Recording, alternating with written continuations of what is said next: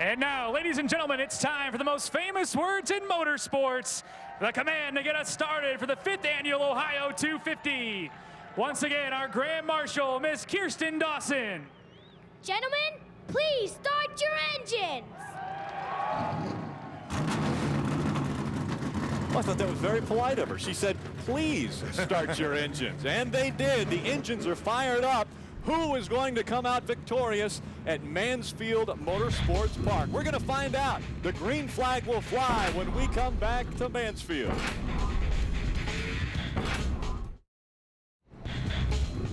Welcome back to Mansfield, Ohio. The Ohio 250 about to get underway. The trucks are rolling around this half-mile racetrack with anticipation of a great race. And obviously when we come to short track racing, it's always a lot of bumping and banking. We want to take a look at our starting grid. It rolls along the bottom of your screen. Again, all Bill Davis front row with Johnny Benson and Mike Skinner making up that front row, a couple of veterans up there. Now, we do want to shine a spotlight on a few different drivers today, and obviously the sun will shine down on these as well. Let's start off with Scotty Crockett in that number 12, right? Well, thank you, Rick. You know, we just call him Sonny, but that's not really his nickname, but he comes from Miami, Florida area, and he drives for Cigar City Motorsports. Today will be his first start in the Craftsman Truck Series. He's never won a late model championship, but he's won a lot of races. I asked him what his victory goal was today. He said 250 laps, and everybody on the 12 team will be really happy. Adam? John West Townsley, the 18-year-old, makes his Truck Series debut here today in the 09 truck, rolling off 23rd. Now, he officially graduated from high school in December, but today graduation ceremony is taking place at North Oconee High School. He will not be there to walk through. I asked him, what's your finishing GPA? He said, I had a high B average. That's B as in boy, not D as in dog, like someone else I know. Up to Phil Parsons. Thank you, Adam. I want to take a look at the number 21. That is Kevin Wood, another third-generation Wood Brothers driver out of Stewart, Virginia. Kevin's making his first of 8 starts this year in the Craftsman Truck Series, and so proud to be carrying the U.S. Air Force on board on this great Memorial Day weekend. Kevin's run some late model races at the Motor Mile, and he actually tested this truck at South Boston earlier this week, as well as tested a Cup car at Nashville for a start later on this year in the Craftsman Truck Series. Kevin will roll off 18th today in Mansfield. Rick? Well, I had the opportunity to shine a spotlight on one driver, and I'm going to do Jack Smith today. And he actually is an Ohio native out of Medina, Ohio. He once won 14 late model races in a row right here at this racetrack. Now, he's won 7 ASA feature wins, and this will be his 5th Truck Series start. So we're looking for big things out of Jack Smith today. We're going to ride along with a few different trucks today, one of those being the 30 of Todd Bodine. He carries the Lumber Liquidators onboard camera with us. We'll see if, well, he plays nice today. We're also going to ride along with the Weiler.com Toyota. The Toyota on board with Terry Cook. Terry's from Sylvania, Ohio. He's a former late model track champion at Sandusky, Ohio, and Toledo, Ohio Speedway. So a lot of local knowledge here for Terry Cook. If we're going to stay with Ohio, let's stay with our Ohio broadcaster and go down to Ray Dunlap. Well, thank you, Rick. I'm from Carrollton, Ohio, about an hour east of here, and I'm going to give you a quick arithmetic lesson. We've got 18 gallons in these trucks, and if you get 4.0 miles to the gallon, and this is a half-mile racetrack, you can go 144 laps. But like Phil said, it's not really a half mile, it's a 0.4. So that means we got to add 40 here. So that means this is really 184, not 144. And if you're getting 4.4 miles to the gallon, and this is not a half mile, then this means over here we can get about 198 miles to the gallon. But guess what, guys? Right here's what's important. If we get 70 laps of caution in our last 200 laps, that means you can add another 30 full laps to your fuel mileage. If you're getting 4.4 and you add 30 here, guess what? That means you can come in on about lap 25. Adam? Well, Ray, I'm sure Jack Sprague was not up all night adding up numbers like that. His numbers easy to add up here at Mansfield. A win and 3 consecutive second-place finishes. That's an average finishing spot of 1.75. 3 seconds in a row, unreal. And what's even more amazing, he hasn't led a lap in any of those races. His crew chief today is Ernie Cope, and he's the guy that will have to work the pencil above the pit box to help Jack Sprague's record stay intact here at the Mansfield Motorsports Park. Phil, there were all sorts of numbers being thrown out right My there. My brain hurts. Ray was doing math, and it was amazing. And then we found out Jack Sprague has an amazing average finish here. He sure does, and Johnny Benson has elected to start this race from the outside. Here comes Johnny Benson and Mike Skinner. We will start this race. The green is underway, the Ohio 250. Skinner sliding up the racetrack. Andy Lally trying to come to his outside, not able to make that move. Jason's got speed, middle of the straightaway, got a little bit sideways, the 22 truck. Johnny Benson led the first lap. Now he'd like to stay out front, lead as many laps as possible, but obviously the last lap, it'll be strategy, and it's going to be pit strategy. He's got a strong truck, but his teammate right behind him also with a strong vehicle. 3 wide for a moment. They're Todd Bodine on the outside of 3 wide. Now Todd moves to the outside of the 13 of Shelby Howard. Shane Sieg backing up in the 51. He was trying to stay up with that pack. 3 wide once again behind this pack. Look at him there. Brendan Gaughan moves up the racetrack. Contact is made. Shane Sieg has to back up. Yeah, this racetrack, you can run 2 wide, but 3 wide is very, very difficult. Brendan had to find some more racetrack there. Got a little bit loose off the floor as well. Well, they settle back down, single file and 2 wide as they work around this short half-mile racetrack. You see that move right there. Ron Hornaday just jumped down on the inside of his teammate and makes that pass. He's one of the trucks that was able to make a lot of passes last year. Another one jumping down to the inside. David Starr makes the move on Andy Lally. Starr in the 11, Andy Lally in the 7. Mike Skinner looks down to the bottom underneath his teammate Johnny Benson. Not able to make it work yet. David Starr was able to take over the 3rd spot from Andy Lally. Johnny Benson out in front, but he's had Mike Skinner all over his back bumper for all 5 of the laps completed up to this point. Ron Hornaday made another pass. He got by the 15 truck of Mark Mitchell. That moves Ron up into the 7th position. Coming across the start-finish line again. Hornaday up to 7. Remember this short racetrack too here, Rick. It won't be long till these leaders get back around to the end of the field. Oh, we got a problem. Todd Bodine gets turned around. No other contact is made. That's in turn number 2. He gets it refired and will rejoin the field. He will stay on the lead lap. So that's our first caution here coming out on lap number 9. It's Todd Bodine that gets turned around. And Ron Hornaday was nowhere near him, right, Phil? No, I don't think he was. Let's see if we can take a look back at what happened, Rick, to cause Todd to get turned around here. You see he's on the outside of Matt Crafton. Matt gets loose. Got loose on the bottom. We see that so many times, especially here at Mansfield. A little bit flatter down there. Made just a slight bit of contact. Great driving to avoid that truck that got sideways just in front of the oncoming vehicles. Let's take a ride with Todd Bodine and see what he felt in that Lumber Liquidators Toyota. See Matt on the bottom of the racetrack coming off turn 4. They get down to turn 1. Watch, Matt's going to get loose. He's going to have to chase that truck up the hill. You can see his hands cutting back to the right to chase that truck. He made slight bit of contact, turned Todd around.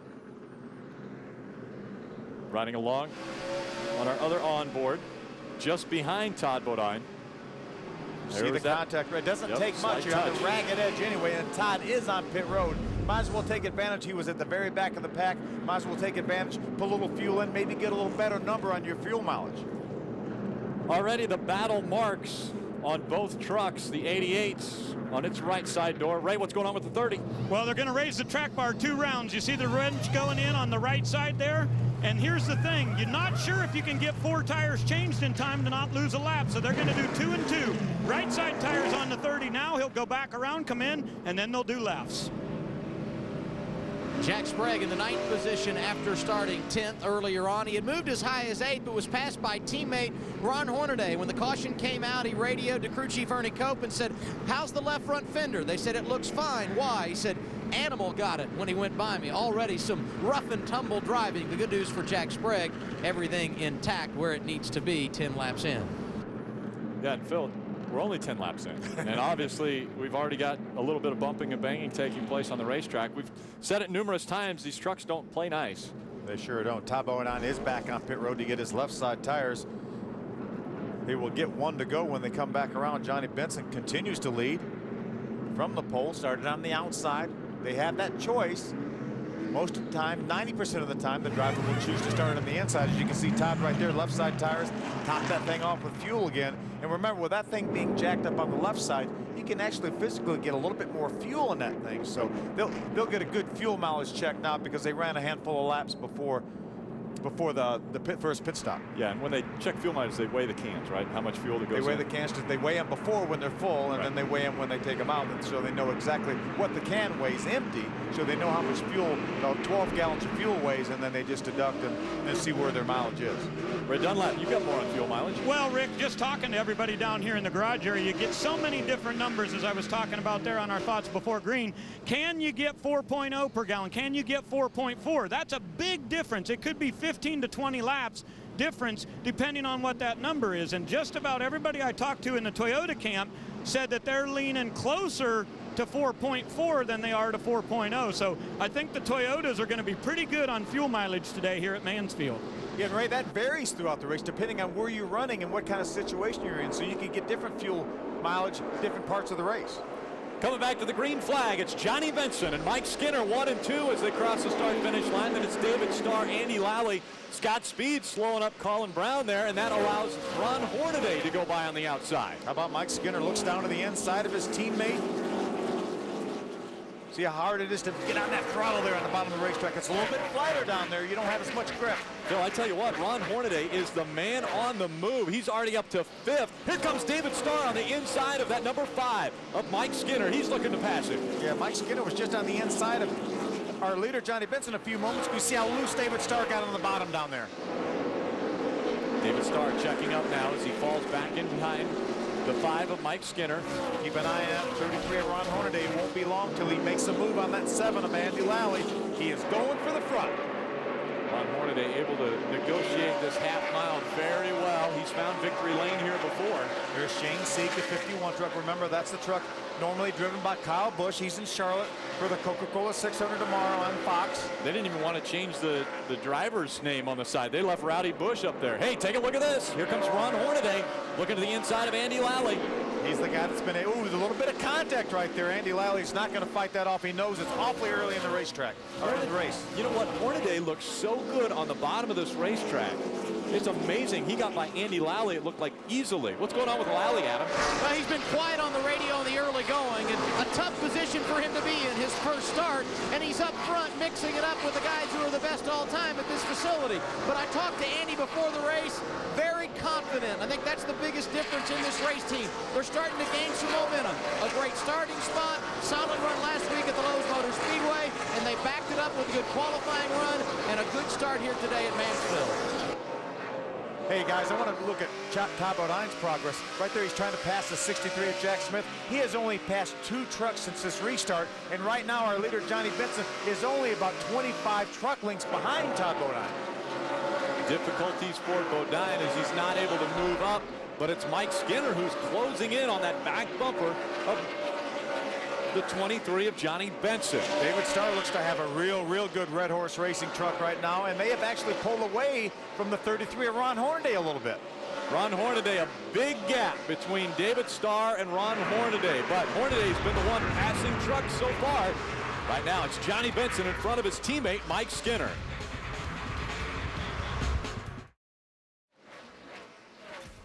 This summer, comedian Alonzo Bowden takes you on an automotive adventure. Don't miss out on the experience and the fun of getting behind the wheel of 101 cars you must drive. Network series premiere June 23rd, exclusively on Speed.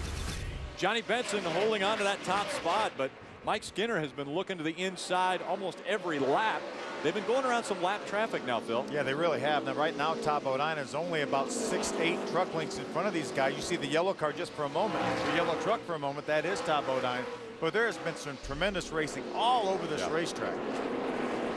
That's about the furthest Johnny Benson has been in front of Mike Skinner this whole race. He's got about a truck length and a half or 2 truck lengths on him now. You know, Ron Hornaday looked like he was the car, the truck on the move, and all of a sudden now he's about a second and a half behind our leader. So he's fallen off the pace just a touch, still running in the 4th spot. Mark Mitchell and that number 15 working his way by the slower traffic on the track. There's Shelby Howard, the 13 Bobcat on board that truck. for the rest of the year. For the rest of the year, that was great news for Thor Sport Racing. That's Matt Crafton's team truck right there. You saw Matt for a moment. There's Brendan Gaughan. Landon Castle's been so impressive in a couple truck races that he's run. Had a top 10 at Charlotte last week. Landon Castle driving that number 46 truck. There's Chad Chaffin. We saw in the setup show how much trouble he had yesterday, but the guys worked till 8 or 9 o'clock last night, came in early this morning at 8 o'clock and got his primary truck put back together, and so got Chad back on the racetrack. Good job by those guys. Todd Bodine. He is the next truck that would go a lap down to our race leader, Johnny Benson. I'm guessing Todd Bodine's hoping at some point in time here quickly there is a caution that comes out. Adam? And the report from Johnny Benson, the leader, is a little bit loose, and we have trouble on the racetrack. A Sure spin, enough. it looks like Scott Lagasse Jr. in the wall. Yep, Scott Lagasse got turned around. It was Todd Bodine that he was racing with at the time. And so as he spins around, the caution goes out, and Todd Bodine can take a deep breath. Yeah, for now anyway. But again, he's going to have to restart more than likely, you know, towards the back of the pack. But hey, we've got 37 laps in the books right now. I think we may see some pit stops coming up here. Would this be the one-stop teams that would come down and say, all right, I'm doing it on one stop? Let's watch that 18 truck of Dennis Setzer. He's the guy I think can do it. But let's see what happened right now to Scott Lagasse. There's Jamie Jones right there. That's David Starr's crew chief. He's another guy that really does a nice job on pit strategy. But Scott Lagasse, the 20 truck, brought this caution out. Let's see. Do you see him on the inside of the third? Ooh, he locked up that left front tire and tried to stay off of Todd is what happened. Unfortunately for Scott and that Nicholson group, Ford made some contact with the outside wall. There's another view right there. Watch him lock that left front up there. And when he did, his truck wouldn't turn anymore, and that actually put him out a little bit closer to Todd Bodine. Tough break for Scott Lagasse.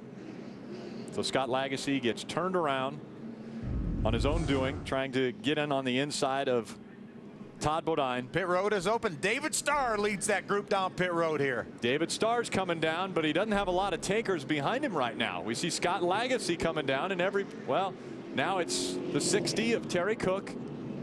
And here comes Dennis Setzer in that 18. That's the guy we want to watch right there. The 11 right there is another guy that does some good pit strategy. Ray? And we're going to do left sides only on the number 11, and Jamie Jones just made the call. He said, let's get 4 here, and if we get the right amount of cautions, this will be our only pit stop. You see the pit now, Toyota coming in right now. The Tundra will go to get service, and because these laps are going so slowly, they believe they have the time to do all 4 tires. They're going to get gas in here and 4 tires for the 11. Adam? And the 60 of Terry Cook also came down pit road. They go left side tires, and I'm assuming they will be able to go the distance from here. We'll follow up and find out from crew chief John Quinn. As you see, the defending race winner Dennis Setzer also on pit road. Wow, very tight coming off of pit road there for David Starr. Here's Todd Bodine back in pit road with a chassis adjustment and a little bit of fuel. Eric Darnell followed him off of pit road back onto the racetrack. So a few of the lap down cars made their way onto pit road. This most recent caution, just 2 cautions have come out. This most recent one coming out on lap 38. Johnny Benson staying on the racetrack, as is his teammate, Mike Skinner. I really believe, as we talked, that some of these guys that just pitted, if we get some caution flags, and if this looks like a race like we've had here previously, where we're going to see some caution laps, that may be the only time we see David Starr on pit road. That may be the only time we see Dennis Setzer on pit road. Using a similar strategy to a year ago. Now with the smaller fuel cells, it would be impossible to go the entire race. Adam Alexander. And guys, just to follow up on the 23 situation of Johnny Benson, they talked long and hard about making a trip down pit road. Bruce was very quick to say, let's stay out and wait for the next caution. And his reasoning on that is how many green flag laps we had in the first part of this race. He said, the racing is very clean, and we won't make it on fuel if we come now and it stays this clean. We're going to wait for the next caution. A little bit of a gamble then, Phil. I mean, he's thinking that we're going to have a lot of green flag laps. Yeah, and I think, you know, some of the passing that we've seen, as you can see, Chad Chaffin had such a tough day yesterday, but this day's starting out a little bit better. He gets our Aaron's lucky dog, so he will get that lap back. But, you know, we've seen some passing. We really didn't see that much passing previously here at Mansfield, so the racetrack looks a little more racy, and if that's the case, then I think Tripp may be right. We may see some more green flag racing than we're used to. It almost looks like a dirt track. We saw Ron Hornaday kind of do a slide job where you go in early in the corner, charge in harder, and then slide up the racetrack in front of the guy you're passing. I mean, maybe some other guys are going to see that and start taking that strategy. Yeah, the problem with that is, though, if that guy that you're sliding doesn't back off, then you make contact. We have contact. Yeah, exactly. So it's a very, very tough racetrack to race on. It's a great racetrack, but again, you have to be on your toes here in order to not, get caught up and get caught in the left rear corner. Right. First variable of strategy coming out here on our second caution. It came out on lap 38. A few different trucks came onto pit road, had service done to their vehicles. Some decided to put on 4 tires, others just fuel on their stops to get back out and grab that very difficult race position or positioning on the racetrack that they want to hold on to so dearly. Of the trucks that came down pit road, Dennis Setzer in the 18 truck was the one that got off first. Terry Cook got off behind him, and then the 11 of David Starr, who put those tires on, got off third off pit road. Great. Hey, Phil, let me add to Jamie Jones's story. He is the crew chief for David Starr here on the number 11. He's got a lot of frequent flyer miles this week.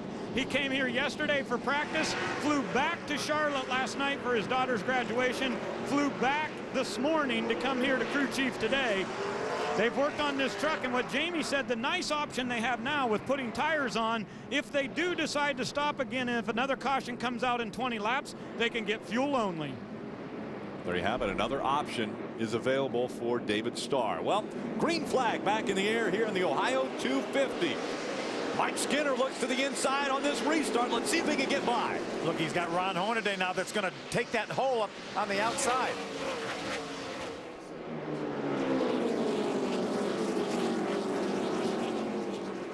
Hornaday gets by that 5 of Mike Skinner. Now he moves to the inside of Johnny Benson. So Ron Hornaday again charging toward the front. Remember, he started this race in the 12th spot, and he's really been the only one who's dominated the passing. And look at him go for the lead. He tries to take it away. He's not going to get it from Johnny Benson this time. He had a big wiggle down there. That's why he wasn't able to do it. Side by side behind him, a little bit further back. That's Colin Brown and a lap truck, and there again for the lead. Oh, look Johnny at Benson, those. and they've got a little contact here. Ron Hornaday moves around him. He's going to take away the lead. Here comes Skinner side by side for the lead. Hey, and we've got over 200 laps to go in this race. Unbelievable. Skinner trying to take it away from Ron Hornaday. These trucks have not been on pit road, and around goes Hornaday. Hornaday turning around in front of the field. He had a little help from the 5 of Skinner. That brings the caution out once again. And then the 6 of Colin Brown also spins here coming off turn number 4. Look at his truck now. I'm telling you, Ron Hornaday looked like a man possessed. He has got to be just fuming mad right now at what's going on. Well, and there's 3 of them right now that were involved. Hey, Ron was really pushing the issue here. We have over 200 laps to go. He leaned on Johnny Benson, and then he was leaning on Mike Skinner, and they were leaning back. And that's the result here. A long way to go in this race. A long way to go. We haven't even reached the 50-lap mark of this race, and those 3 guys are running like it's the last lap of the race. Yeah, there's Colin Brown. He got caught up in it. You see his left rear tire flat on that Conway Ford. That's probably where he clipped Ron Hornaday as Ron was spinning. Phil, are you surprised at these 3 veterans of racing doing this early? I'm shocked. I'm actually shocked. It's amazing. And now you've got Johnny Benson and Mike Skinner running side by side, probably doing a little talking. Well, they're trying to determine, both of those guys think they're leading. And so that's what NASCAR says. If you have a conflict, you just run side by side, and we'll tell you who's leading and who's running second. Wow. No one would ever guess that these guys are all over 45 years of age, would they? Well, what makes you think people over 45 have any sense? Unbelievable. Well, that's short track racing, and that's the NASCAR Craftsman Truck Series. Mike Skinner now ducking onto pit road, as is Johnny Benson. Andy Lally going to come now as Scott Speed and Mark Mitchell all follow, as does Ron Hornaday. Let's go down to pit road and Adam Alexander. And Johnny Benson on the radio fighting for the top spot. He said, I passed the 5 before the caution came out. NASCAR did not agree. Benson comes in for what will likely be his only pit stop of the day in the 2nd position. And what about Bill Davis Racing? Skinner leads. You got Benson in that runner-up position, and then Scott Speed back in 4th. We look at their pit stops. Benson planning 4 tires, fuel, and a slight track bar adjustment to help the loose condition of the truck. Speed, bottom of your screen, also expecting a 4-tire stop here, and these stops coming at lap 49 to Ray Dunlap. Mike Skinner is here. They'll get 4 tires also on his Toyota Tundra. They're taking a half-pound of air pressure out of the left rear, adding a half-pound of air pressure to the right rear. Nice smooth stop so far. 4 tires here. This will be the only pit of the day. He's got to get out. He's in really tight in there, getting behind the 51, and they're all jammed up trying to get out of pit road. Well, they had to stop them on pit road because the field was coming by. Yeah, they have to fall in behind the last car in line, or last truck in line. Let's take a look back at what brought this whole thing on here.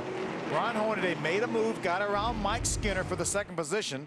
And there he is on the inside of Johnny Benson. He tries to do the slide job. You see, they make contact. It pulls the nose off. And then Hornaday says, I'm taking that spot there. You see him continue to bump. Now, there was a lane up there for Johnny Benson. But here we are again.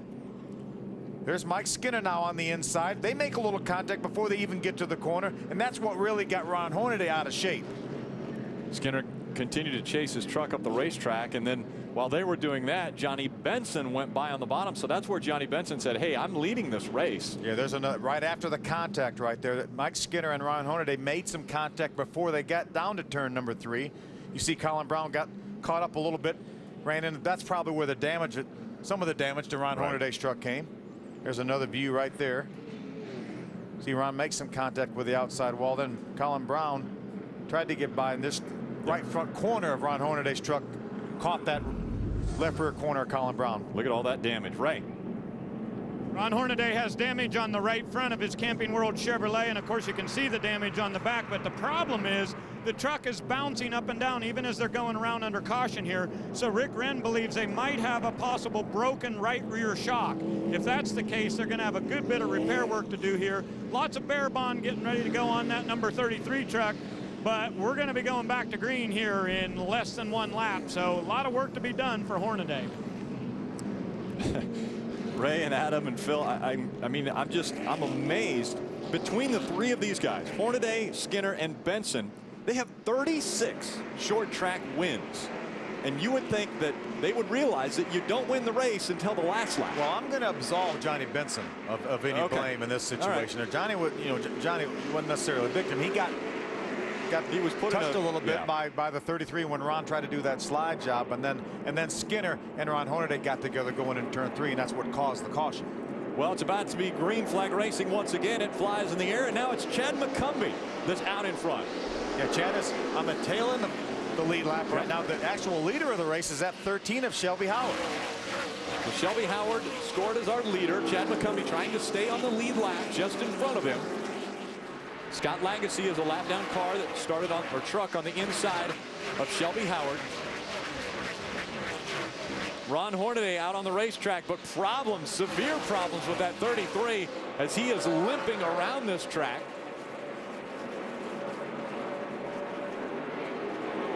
You see him right on the bottom of the racetrack. Just for a moment, you caught a glimpse of him. You see Shelby Howard gets by the 8 of Chad McCumbee to put him a lap down. Yep. So it's Shelby Howard, Jack Sprague, Matt Crafton running 3rd, Sean Murphy is 4th, and Dennis Setzer is our top 5. Remember, Dennis Setzer right now in the top 5. He may have made his final pit stop, first and last, actually. Yeah. Our point leader, Ron Hornaday, has to go back behind the wall to work on that 33. Doesn't look like he'll be our point leader when we leave Mansfield today. Welcome back to the Ohio 250. The fans have sat down because we've had our 4th caution come out here at Mansfield Motorsports Park. Fans up there on the grassy berm in turns 3 and 4 had a front row seat of what just took place in turn number 4. See Johnny Benson. Johnny probably got the worst of that situation there. Actually got a lap. Here's Scott Speed right here, the Red Bull Toyota out of Bill Davis Stables. And this incident really happened a lap before. This is going in turn 3. You see Scott Speed jump to the inside of Brendan Gaughan in the 10 truck. They make a little contact a couple different times. They touch again. Now they get down to turn 1 and 2. Scott's going to get by Brendan. Brendan's going to back off there, let Scott go by, and watch what happens when they get down to turn number 3. See See, Scott's got to slow down a little bit for the 21 of Kevin Wood, and Brendan makes some contact, but then Brian Scott's there, and he turns Brendan around, and then Rick Crawford's involved, and Johnny Benson's involved. Rick Crawford decided, I'm just going to drive right by him. Adam.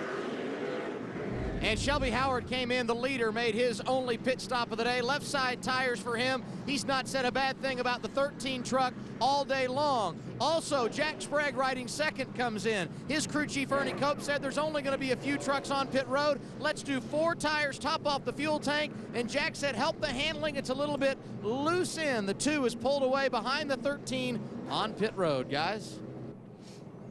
You know, last week we saw early in this show the contact between Todd Bodine and Ron Hornaday. Right. And NASCAR actually put Todd Bodine to the back of the lead lap trucks for rough driving. Well, there wouldn't be anybody in the front of this field if you put everybody that's going to be rough driving today at the back. There will be nobody in the front. Yeah, everybody would be racing to the back. Adam. And back on pit road is Johnny Benson. And the reason is he was a part of that situation on track, as you guys described and watched on the replays. So they wanted to make sure there was no damage, and also put on 4 fresh tires in case they had gotten on top of some debris. They made chassis adjustments in both sides of the truck, and the pole sitter, losing a bunch of track position, has pulled away. We're getting a report that the 14 of Rick Crawford will go to the tail end of the longest line for guess what? Rough driving? Yeah, I don't. They're gonna. You called Rick out a little bit, driving through Johnny there as he was trying to just really get away from that incident. Right. Rick certainly had nothing to do with the cause of that incident, and let's take another look at. Yeah, he wanted to keep going. He wanted to keep him getting lapped down because Johnny Benson did get a lap down. There's another view right there of the contact between Brendan and the 22 of Scott Speed. And right there's Rick Crawford just going by, and so he's mired behind another truck. Yeah, he just drives by Johnny. He makes a little, little damage to the rear quarter panel of Johnny, but I don't think that's worthy. Here's another look right here. Watch, there's Rick right behind Johnny. He gets run into from the 51 of Shane Sieg, and then Rick's just trying to get going and drives. I don't think he's worthy of a black flag right there for rough driving. I really don't. If that's what it's for, I don't think Rick deserves that rough driving penalty. But oh, by the way, after all this, guess who's leading this race? Well, it might be, I don't know, what do you think, Dennis Setzer? Could be Dennis Setzer. Could be Dennis Setzer. Could be Dennis Setzer, and the early pit strategy might pay off now for Dennis Setzer. Coming in July to Speed, it's the Network Series premiere of Wrecked, Life in the Crash Lane. Ride with Chicago's toughest family of towers. Discover the untold story of business and towing and get hooked on Wrecked. Series premiere July 17th exclusively on Speed. Hey, we need those guys here. Oh my goodness. We're going to have a lot of trucks that are going to need to be hauled off there. Hey, there's a roll back there. He's going to get busy today, I would imagine. He might be the star of that show. Ron still doing repairs to that 33 Chevy Silverado, and he's actually still strapped into that truck right now. Coming into this race, it was Ron Hornaday that was our points leader. That's going to change. Dennis Setzer was 57 points behind Ron Hornaday coming in, and now it's Dennis Setzer that's out in front of David Starr, Todd Bodine, Sean Murphy, and Terry Cook. They're your top 5 as they work their way through 3 and 4, and about to get the green flag. We go back to racing here in Mansfield. Dennis gets a good jump. Going to try to clear the 20-lap truck of Scott Legacy. There's Johnny Benson down on the inside. He would love to get by that 20 truck of Scott Legacy and be in position to get that Aaron's lucky dog. Johnny Benson scored a lap down, but he is 1 position away from being the lucky dog. If a caution were to come back out, Scott Legacy just in front of him. How about that Lumber Liquidators Toyota of Todd Bodine? Remember, he had trouble early, got spun early? Yep. He's running 3rd. 3rd already on the racetrack. Sean Murphy in that 07 runs 4th just behind him. But it's Dennis Setzer in the unsponsored number 18 in front of this field. I hate to give anything away, Rick, but keep an eye on this battle right here between the 18 and the 11 and the 30, because that could be a battle for the win. Yep. If that 11 truck of David Starr gets by that 18 truck of Dennis Setzer, that could be the pass for the win if these guys have enough fuel to make it, and he's trying to do it now. He's trying to take it away from Dennis Setzer. Oh, contact! No. David Starr gets into the 18. The 18 turns around, and so another caution will come out, and it's another race for the lead early in this race. Now, are we going to see a black flag for rough driving for that 11 of David Starr? You would almost think you have to, but at the same time, you never know. I thought that it was a battle for the lead, but I didn't think they needed to go ahead and settle it now. Yeah, I mean, we're only on lap 81 of a 250 lap race, and everyone's trying to decide who's going to win this race now. Take another look. It's just so difficult to pass at this racetrack when you get down on the bottom. You see, David, it's flatter down there. He just cannot keep that car down on the bottom. There was no malicious intent whatsoever with that incident, but nonetheless, you have to be able to control your car or truck. David was not able to stay down because that track's a little bit flatter down there. And unfortunately, he made contact with the 18 of Dennis Setzer and puts Dennis in the wall. And I'm sure David Starr is going to say, you know what? That was just a racing incident. But he gets into the back of the 18. 18 goes around. We'll be right back. Welcome back to a beautiful Mansfield Motorsports Park here in Mansfield, Ohio. Again, Memorial Day weekend racing taking place here on the short track. And when you have short track racing, you normally have a little bumping and banging, and we are under caution number 5. This is why. Dennis Setzer down on the bottom of the racetrack, can't keep his truck down. Dennis Setzer, our leader, on the outside, just a victim of circumstances. Right along just behind those two, and Todd Bodine's on board. See, David's going to make the move to the inside here. He tries to keep that truck down. Look at the black line. See how he drifts off that black line. If he would have stayed exactly in line, he would have kept his left sides right by the black line. But unfortunately, he couldn't keep it down there. There's another look. He hits Dennis right in front of the left rear tire, turns Dennis around. Dennis tries to keep it out of the way, makes a little bit of contact with the safer barrier. There's another view. There's a contact right there. Doesn't take much to turn these trucks around. And normally, I mean, this will be quite a bit different for Dennis Setzer, because normally he doesn't have a scratch on his truck at the end of these races. For some reason, he is always in the right place at the right time and never gets into any contact. But another driver who's had a lot of contact, Ray Dunlap, is that 33. Oh, I'll tell you what, Rick, there is a lot of work going on down here. You see all the guys jumping on the back. They're trying to straighten the rear frame rail, believe it or not. The rear end housing is completely twisted. They've got a lot of work to do on the right side. I'm not totally sure if they'll be able to get this truck back in the race today. Wow, that's a difficult day for Ron Hornaday and that whole team. And we see a great restart for David Starr as he tries to stay out in front of that 30 of Todd Bodine. He's got Johnny Benson, that lap down truck, our pole setter, early leader, trying to get his lap back. Johnny's going to settle in now behind the 30 of Todd Bodine. And remember, Johnny just wants to be in position to get that Aaron's lucky dog. Pulls out in front of the 07 of Sean Murphy. Sean's doing a nice job running third right now. Excellent. See that 6 of Colin Brown. He's actually a lap down. Been running strong, but got turned around in that incident on lap 60 or on lap 49. There's our 4th place truck, Terry Cook, our Toyota on board, trying to get by in the Weiler.com Toyota.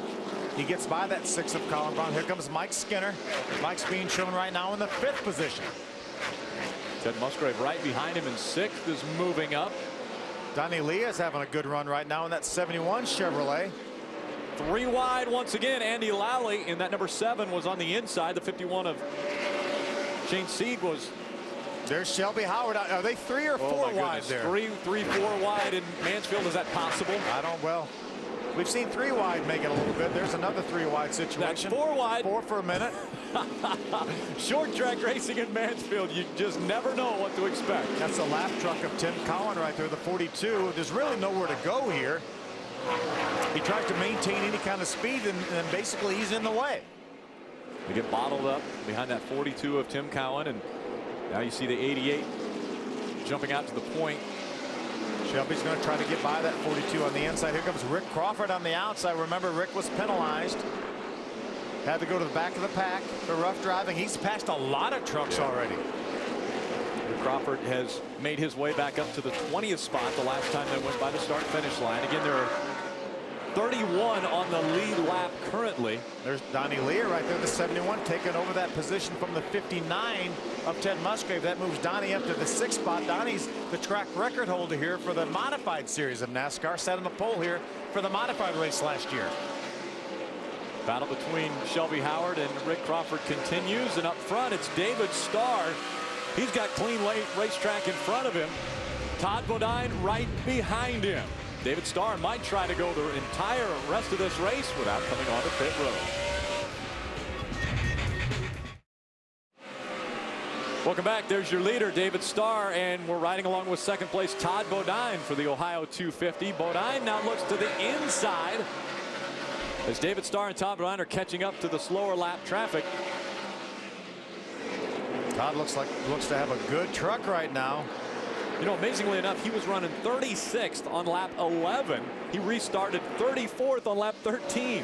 He's already running second. You talk about pit strategy, but does Todd have enough fuel to go the rest of the way without stopping again? That's the big question, and obviously that's on the minds of everyone in that number 11's crew. David Starr came down early on the pit road, and they were expecting this one to go with a few more caution laps than I'm sure they're seeing right now. There's a Spitzer Dodge of Stacy Compton. Now this, let me show you a situation how a veteran driver will actually give a little bit of a lesson to a rookie. You see the 46 of Landon Castle. Stacy gets in the back of Landon right there in the center corner, and Stacy's going to say, I'm going to help you, Landon. I'm going to help you all the way down the straightaway, but when I get to turn 1, I'm going to ease you up a little bit so I can go by. Yeah. And that's how you do it at Mansfield. There was no bumping there as far as like moving him sideways. He just let him know he was back there. Landon Castle moved up. He didn't wreck him. That's the important thing. You know, it's one thing to rub and beat and bang, and that's why we love racing and short track racing. But wrecking something is a whole different story. You can pass without turning the other guy around.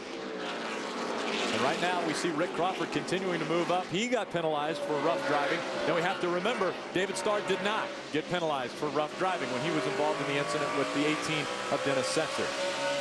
See Todd Bodine right there, the Lumber Liquidators on board, trying to look for a spot to go here. You see David get seized up a little bit on the bottom, trying to get by the 63 of Jack Smith as well as the 20 of Scott Lagasse. David's going to clear the 63.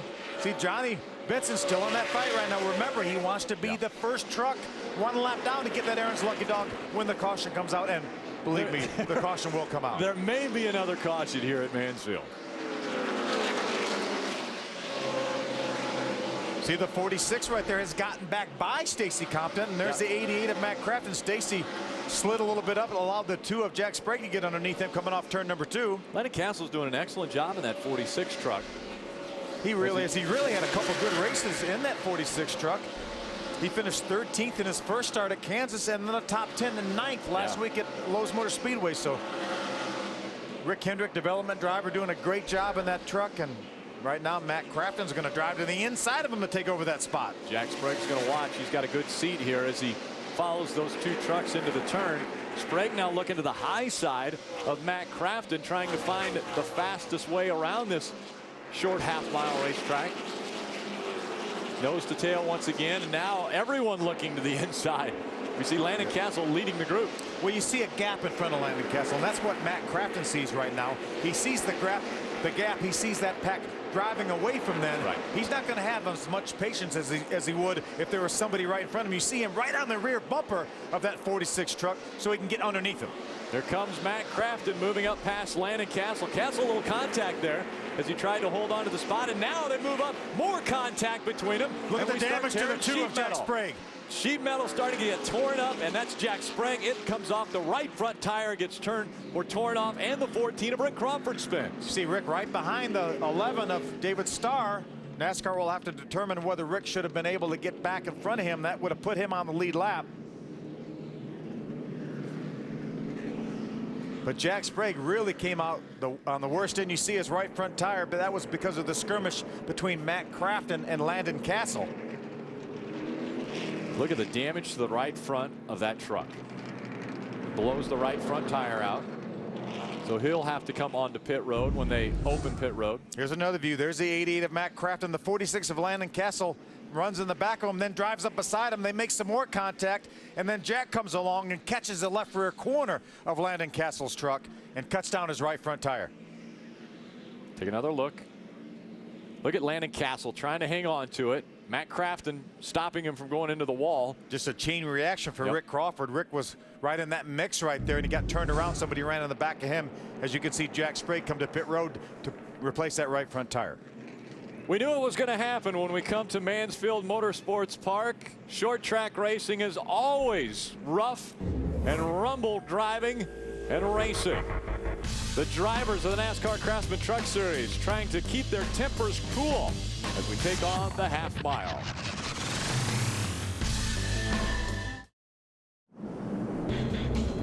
Welcome back. sixth caution of the day coming out here at Mansfield Motorsports Park in the Ohio 250. It's a gorgeous day for racing, but right now we've seen more bumping and banging than we've actually seen of racing taking place. Let's take another look at why this most recent caution came out. Here, the 88 of Matt Crafton and the 46 of Landon Castle make some contact.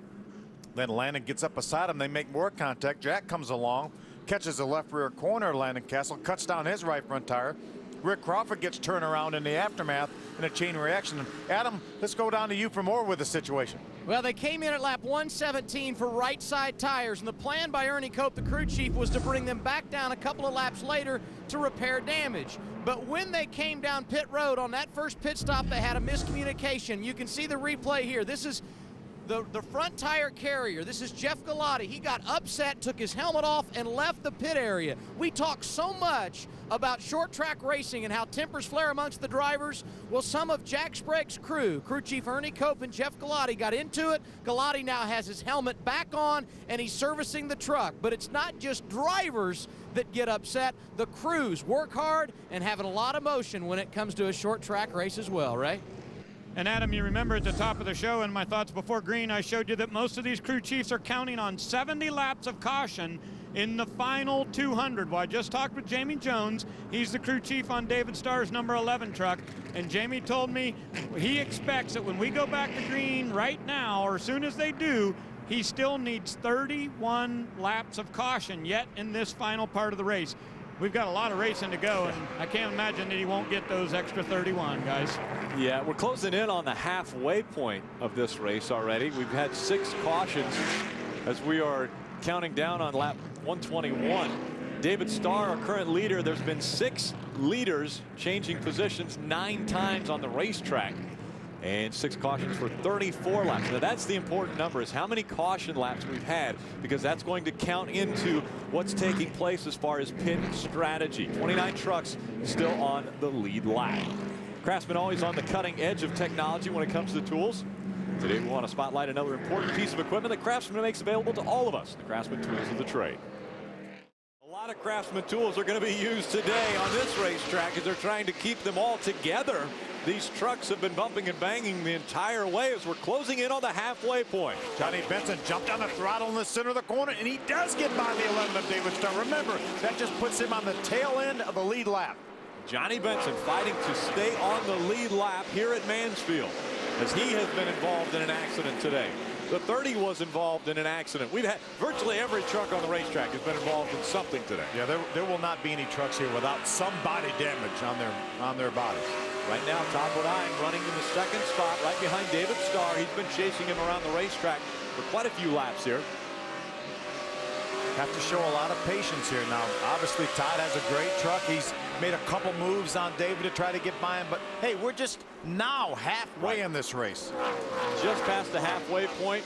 Again, 6 cautions came out for 134 caution laps, and some more bumping and banging. That one between Andy Lally and Brian Scott. Yeah, Landon Castle, the 46, is involved with that as well. There's the Gunbrokers Dodge of Jason White, the 08. Jason's being shown on the lead lap right now.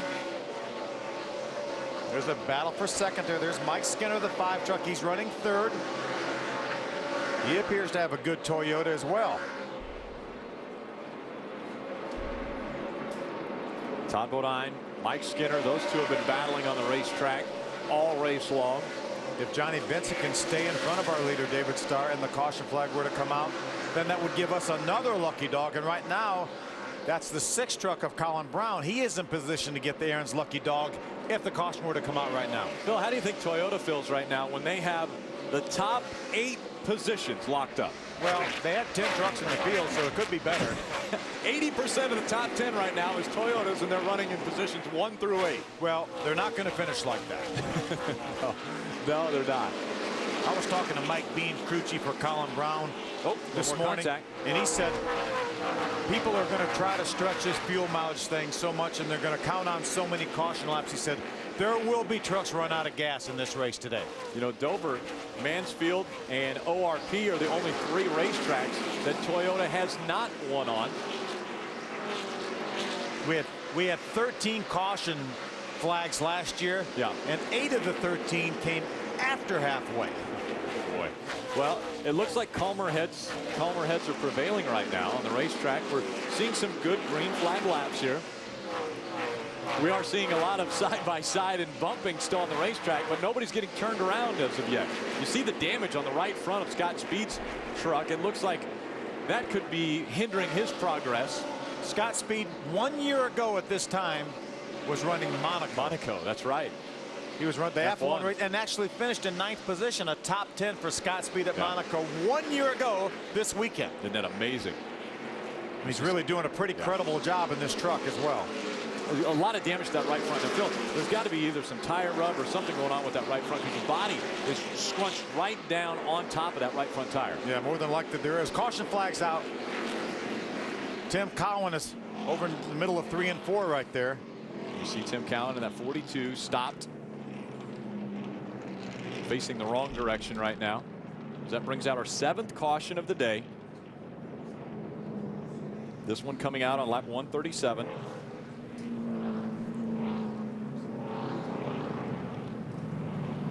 I think right now, if we don't see any of these trucks come down pit road, then they've made their bed. Like David Starr? That's right. There's Colin Brown. He is our Aaron's lucky dog. Remember, Johnny Benson also gets a lap back because he got in front of David Starr. So Johnny now will be able to circulate all the way around the racetrack.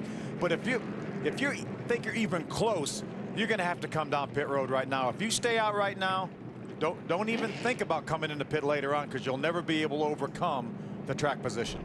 Right. It looks like the 11 of David Starr has a big decision to make here. Ray. Hey, Rick, remember 2 years ago, Todd Bodine at this very same racetrack was in one of these situations. They wanted to put fresh tires on late in the race, and he and Ted Musgrave, his teammate at the time, had been running 1-2 all day long. They pitted late in the race, and they finished 14th and 16th that day. They learned their lesson. I can tell you right now, Todd Bodine does not plan to come back to pit road, neither does Mike Skinner, and neither does David Starr. Adam? And how about the run for the 15 of Mark Mitchell here today? You know, this kid has been gaining more and more confidence. Remember a few weeks ago at Kansas, best ever qualifying run, starting in the top 5 and running in the top 10 before an accident. Very solid 1 week ago at the Lowe's Motor Speedway. And how about today, running in the top 10 once again? You know, this is a guy that gets more and more experience week by week. The only race he's not expected to run the rest of the year is Martinsville, and I think we can start to see the confidence paying off on track today, solidly in the top 10, and they, like so many others up there, have no intention of pitting the rest of the way. Ray? The number 9 truck of Justin Marks, a Construction Corps Toyota, is having a problem with not having any front grip in the front of his race truck, especially on that last run. And his crew chief, Jason Overstreet, asked him if he had his front fans on, and Jason said no. Justin said no, excuse me. So Jason said, turn those fans on the front. He said that'll get a little more air to the brakes, and that should help you with front grip. Adam? Shelby Howard started 9th today, currently riding in the 7th position. And this is a race not too far from home for him.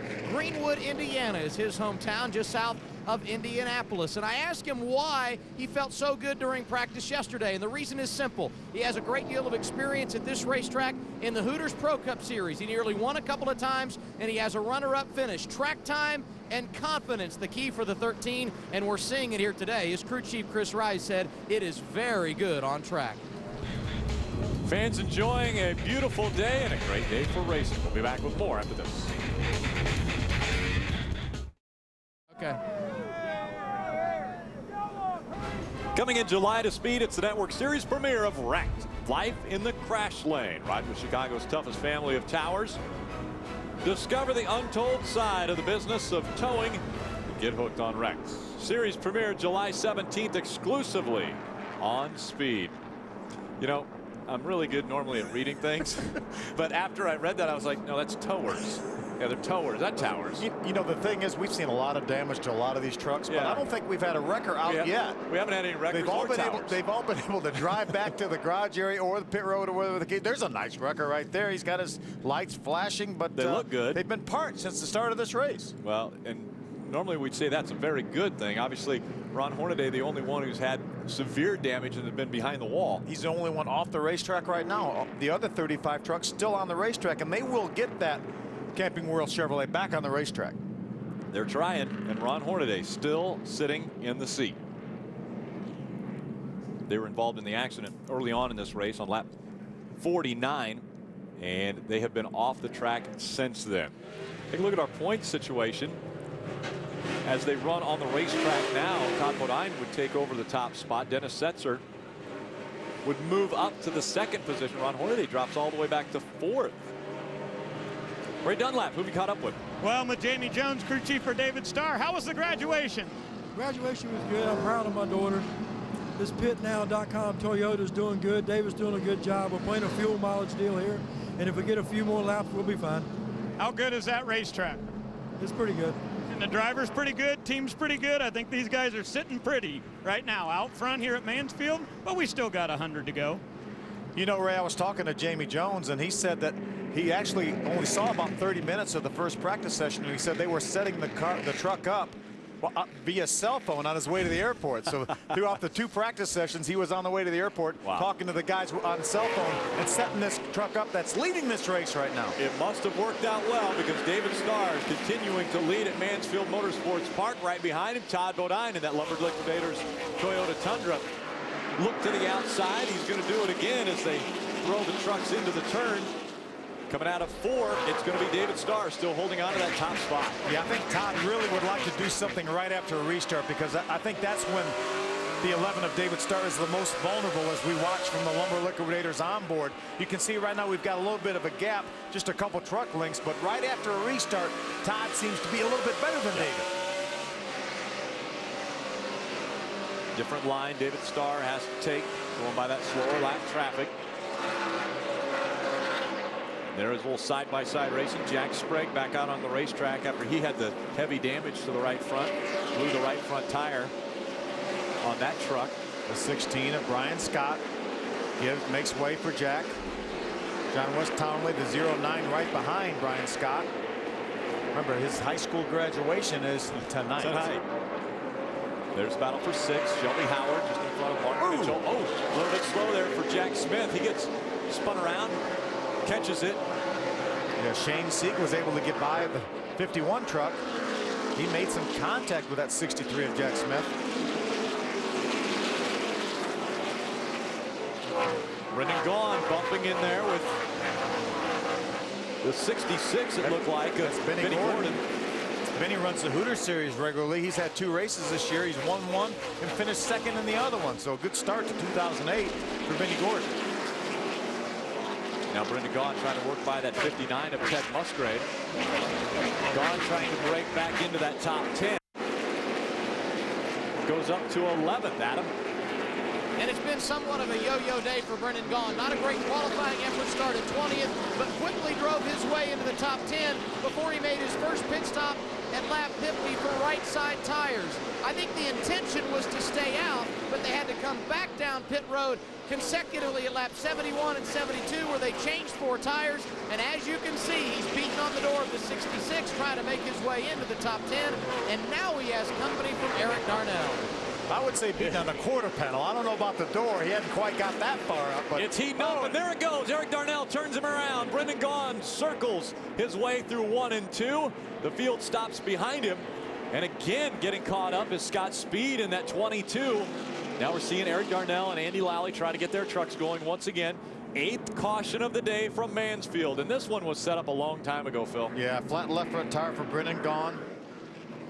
There's a lot of damage to the right front of that Red Bull Toyota for Scott Speed, although he had quite a bit of right side damage prior to that incident. But most of the trucks that were involved were the aftermath. Right. Brendan Gaughan was the one that got turned around by the 99 of Eric Darnell. Let's see if we can take another look at it. Going down in turn number 1, there's Andy Lally right there. Congratulations to Pro Motor, his engine builder. They won the engine builder of the year this past week. But there you see the 99 on the bottom of the racetrack. Just like with David Starr and Dennis Setzer, you cannot hold a truck down there. That low. It's too flat down there, and he makes contact with the left rear of Brendan Gaughan. There's another view right there. You just physically can't do it. You have to be so slow through there that everybody would drive by you on the outside, but that doesn't keep people from trying to do it. Right. Now, Andy Lally had to lock the tires up to stay out of the back of this 99. So are we going to see Andy Lally back on pit road just to make sure he doesn't have flat spotted tires? Yeah, Butch Hilton, his crew chief, will ask Andy if he felt like he slid the tires, and if Andy says no, then he'll probably leave him on the racetrack. But he lost all his track position because of having to stop over there. Jack Smith is the Aaron's lucky dog, so Jack Smith will be able to grab that lap back and be on the lead lap with everyone else. Hey, Rick, let's see if we can make some contact with Todd Bodine. Hey, Todd, this is Phil up in the booth. Can you hear me? I got you, Philzy. Pretty nice recovery for you guys from that early spin. A little track position, a little pit strategy. Hey, what? It looks like your truck is really, really good on the restarts. Is that when you feel as though you need to get by David? Yeah, that's probably the most opportune time, you know, especially if there's a lap car he's got to mess with. It seems like he's a little out of control the first couple of laps. And, you know, if you drive smooth and try to just get him set up, that's usually the best time to do it. But he's got a really good Tundra, and I got a good Tundra, and we got a Tundra behind us that's awesome, a couple. So it's good to see this Toyota parade up here. But, you know, we got a long race to go, and just trying to bide my time, not wear the tires out. See what happens in the end. I know we're getting ready to get one to go here. Junior told you have enough fuel to get to the end? Yeah, I think I've been saving it right there from the start for that last caution there when we pitted, and we should have plenty. We should be fine. All right, buddy, appreciate it.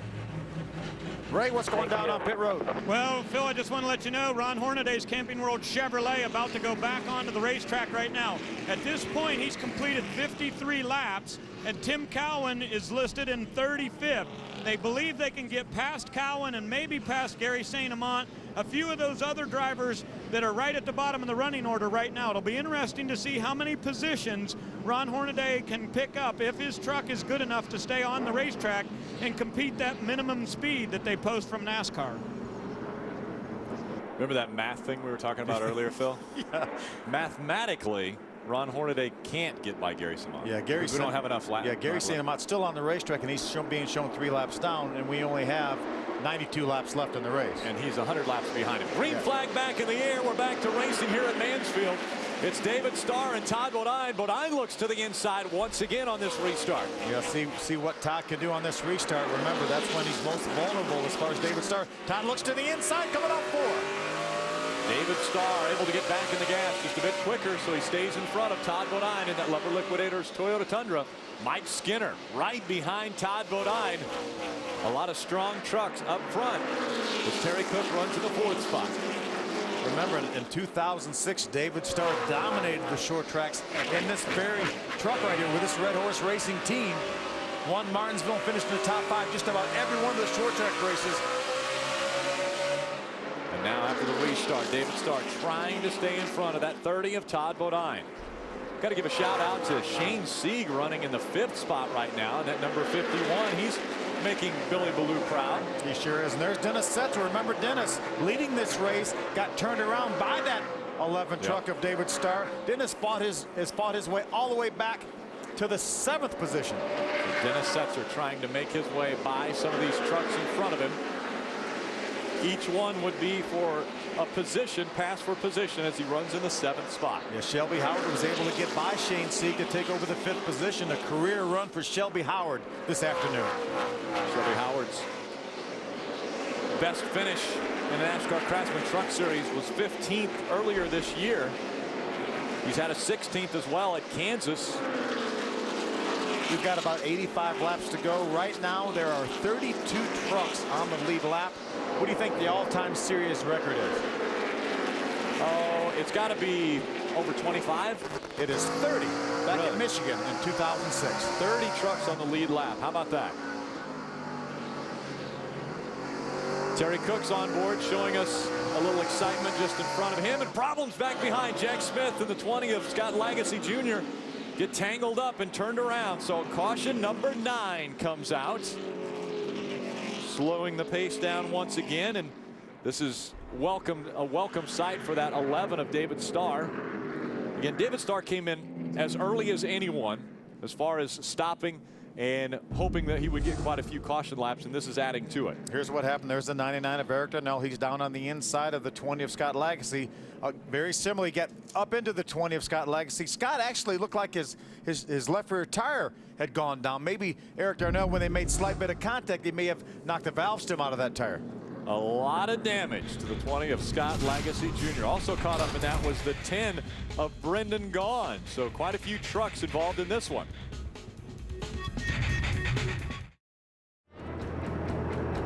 Welcome back to Mansfield, Ohio. A busy Memorial Day weekend for racing.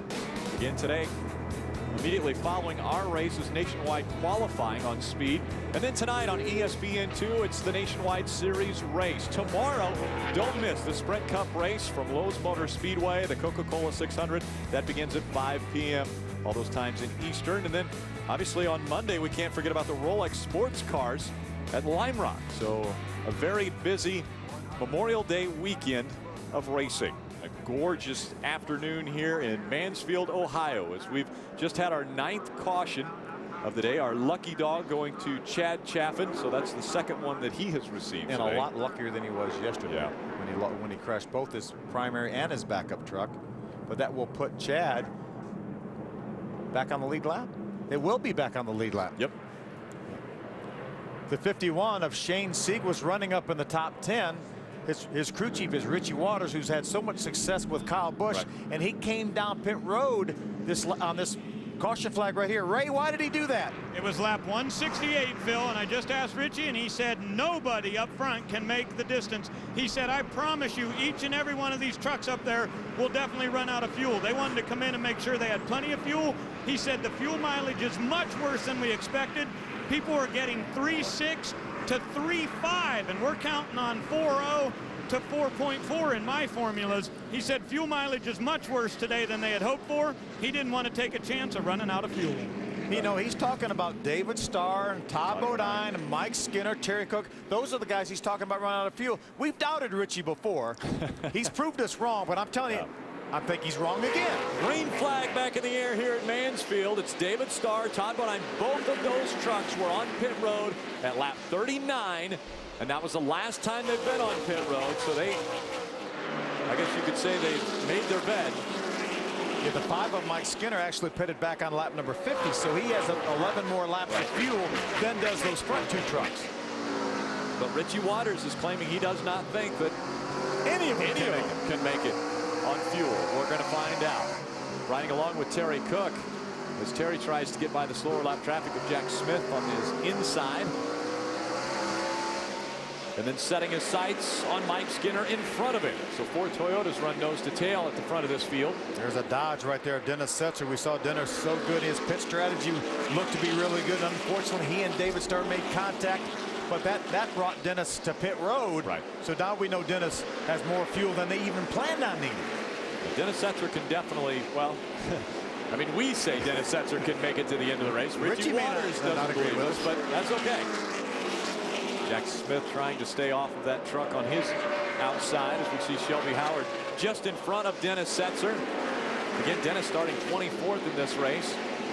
Currently running in the 6th spot. He was leading this race when he and David Starr had contact, and it spun the 18 around and Starr stayed out front.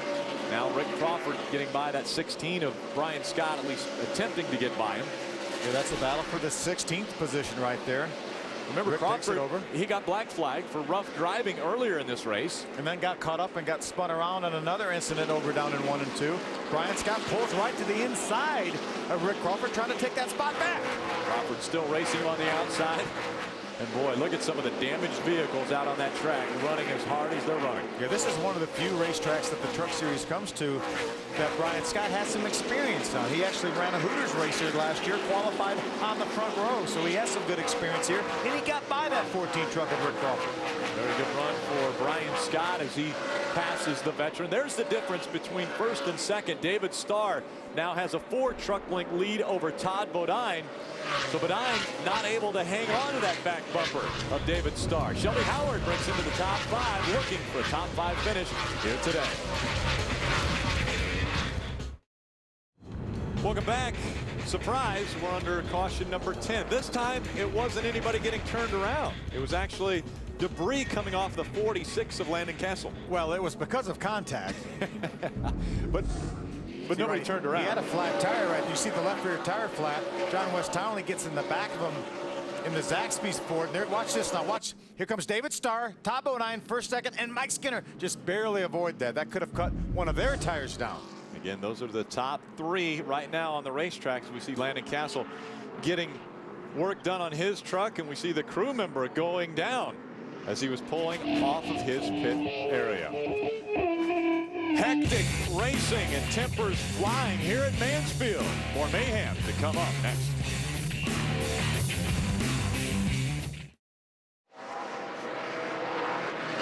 Welcome back to Mansfield. The green flag just coming out here as David Starr is able to hold off the hard-charging Todd Bodine on that restart. Yeah, and it was a lot closer than it is right now. Todd got a great jump on the bottom of the racetrack, got completely up beside of the 11 of David Starr. Let's see if we can take a look at that. Yeah, we're going to continue with live racing over on the left side of the screen. Here's the restart over on the right side. David Starr with a good start, but Todd Bodine a better one as he goes right to the bottom of the racetrack early, trying to take position away from David Starr. Remember, Todd told us that David Starr struggles a little bit for a couple laps. He gets completely up beside. There he is at the door right there as they go into turn number 3. Going to pull beside him in the center of the corner, but David's going to beat him up on the top of the racetrack off the corner. And that is now the gap over on the left side of the screen. In full screen, you see David Starr with about a 3 truck length lead over Todd Bodine now as they're back up to speed and everyone nose to tail except for this duo here. Shelby Howard and Donnie Leah. That's a battle for the 5th spot. Donnie Leah, the 71 has it. Shelby Howard is going for. Donnie Leah actually took over that 5th spot from Shelby Howard. There's Terry Cook's Toyota on board looking back at that battle. There's Donnie Leah right there. Remember, he's a track record holder for the NASCAR Modified Series here. A lot of laps around this racetrack. Colin Brown gets turned around in 4, and so that brings out our 11th caution of the day. And each one of these caution laps gives David Starr, Todd Bodine, Mike Skinner a little bit more cushion, and it may prove Richie Waters wrong that said they could make it on fuel. This would be the first time that you guys were right and Richie Waters was wrong. We keep trying. We keep trying. And I'm sure if Michael Walter was here, he would agree with me, and we both would be disagreeing with Richie Waters. The law of averages. It has to happen at some point in time.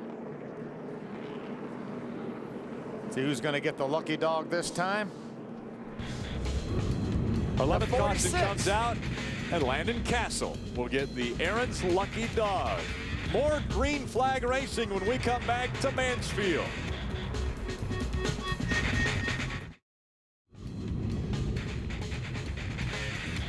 It is time for our Aaron's Lucky Guess trivia question. How many of the 4 Mansfield race winners have also gone on to win a NASCAR Craftsman Truck Series championship? That is your Aaron's Lucky Guess trivia question. And we will let you stew over that for a while, and we will give you the answer after our next commercial break. I know the answer. I'm not going to give it. I would hope so. I'm not going to give it, but I know it. I would hope so. You've been here for all of the Mansfield races, so you know all 4 of those winners. Absolutely. And you also know which of those 4 have won championships in this series. We only have 49 laps of racing to go. You would guess that the racing would heat up now, but I'm telling you, the first 50 laps were about as exciting as they've been. Remember, this is the vulnerable time for David Starr. Todd Bodine has been so much better on the restarts than David Starr, but not quite able to get by. He's going to look to the inside again. One more time, Todd Bodine looks to the inside to see if he can get by that 11. David Starr out in front. Here comes Todd Bodine again. Starr running a little higher line, but no, Todd Bodine can't get in the gas as quick, and so David Starr leads once again. David just dove down to the inside there to make sure that Todd wasn't able to drive up under him again. Once they get a couple laps under their belt, then David's able to drive away again. David Starr, a couple years back, had such a great year on short tracks, and now hoping he can hold on here at Mansfield. A lot of smoke coming out of the 18 of Dennis Setzer. Yeah. That is not good. It doesn't look like Dennis Setzer. Well, if that smoke stops rolling out of there, that's a better sign. Well, but I think that's because he shut the engine off. It looked like that may have been coming from the engine because it looked like he was putting something down on the racetrack, and I think that's why NASCAR decided to go ahead and throw the caution flag. But Dennis is still coasting around. No smoke at all right now. It looks like he's still under power, though. I thought he may have shut the truck off, but he's still under power right now. And the smoke isn't rolling out as much. Take another look. There's the 18 on the bottom of your screen. Yeah, something obviously has gone wrong. You see Dennis slow down, then the smoke's going to start coming out. He's billowing out the right side of that truck. Yeah. That's the exhaust on the right side. Yeah, I think it's related to the engine. Certainly, it may not be terminal, but it's related to the engine. Ray Dunlap. Well, Dennis just said on the radio that it had a big cough out of the carburetor. He said he could hear it from inside the driver's compartment, but the engine did not blow up. So he said they may want to look at the carburetor and see if a part has broken or something ruptured in there possibly on the fuel line. How about the 09 of John West Townley? If you can't go to your graduation, why not get the Aaron's Lucky Dog? Well, like a nice graduation present for him. I would think so. Aaron's gave him the lucky dog. He goes back to the lead lap.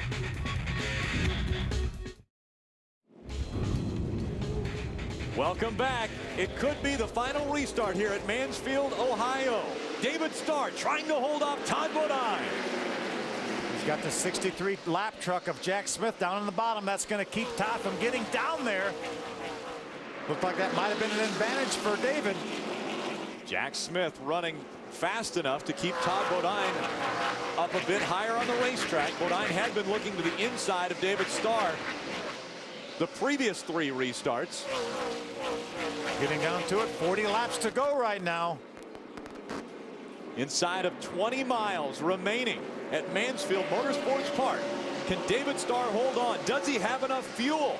Both he and Todd Bodine on the same fuel schedule. Here's a 08 of Jason White racing the 14. Oh, trouble. Kevin Wood in the 21 gets turned around. That's the 51 of Shane Sieg also involved. 13th caution at Mansfield. See if Kevin can get that Air Force truck refired. He does, and he will stay on the lead lap. There's Shane Sieg right there. He was also involved, just minor front end damage, I think, for Shane Sieg. There's Kevin Wood. Let's take another look at what happened. You see Kevin on the outside, and the 51 of Shane Sieg actually got in the back of Kevin, and that's what caused this incident. Then they make a little more slight contact after Kevin slid up into the outside wall. Both these trucks on the lead lap, and we're racing for position. Right. So again, another caution comes out. It's a record-breaking day for cautions at Mansfield Motorsports Park. We'll be back for the finish.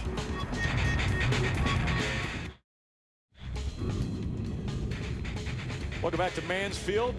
A break ago, we talked about the Aaron's Lucky Guess trivia question. How many of the 4 Mansfield race winners have also won the championship?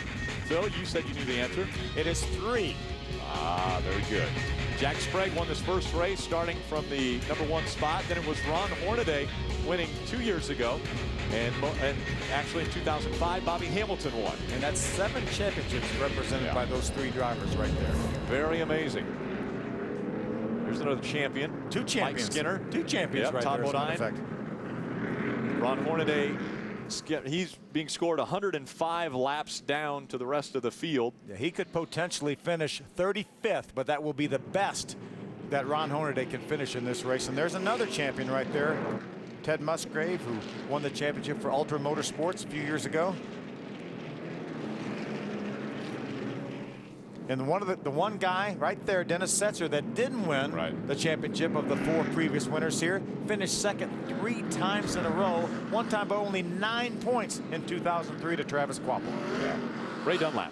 Hey, Rick, you remember a year ago, David Starr drove for Circle Bar Racing, but before that, he was with this team in 2006 with Red Horse Racing, and they won at Martinsville that year, and it's been 52 races since David won that last race. Guess what? He was driving chassis 43 that day, and that's the exact same truck that he's got underneath behind the wheel today. David Starr driving the same truck that he won with at Martinsville. Adam? How about the great comeback for Jack Sprague? A winner here in the past, pitted at lap 117, won 20 and 21, restarted 29th. He's up to 9th, and Johnny Benson received a free pass at lap 117, restarted 31st. He's up to 10th on the restart. Green flag back in the air. Can David Starr hold on and take that chassis all the way to victory lane one more time? He's got that 63 down there against Jack Smith. He's going to keep Todd from jumping underneath him down in 1 and 2. Almost throwing a block is Jack Smith for. Oh, look at Donnie Leah going and trying to go by the 5 of Mike Skinner for the 3rd spot. A little bit of bumping going behind those 2 trucks up front. Now they're going to make it 3 wide as they try to get by that 63 of Jack Smith.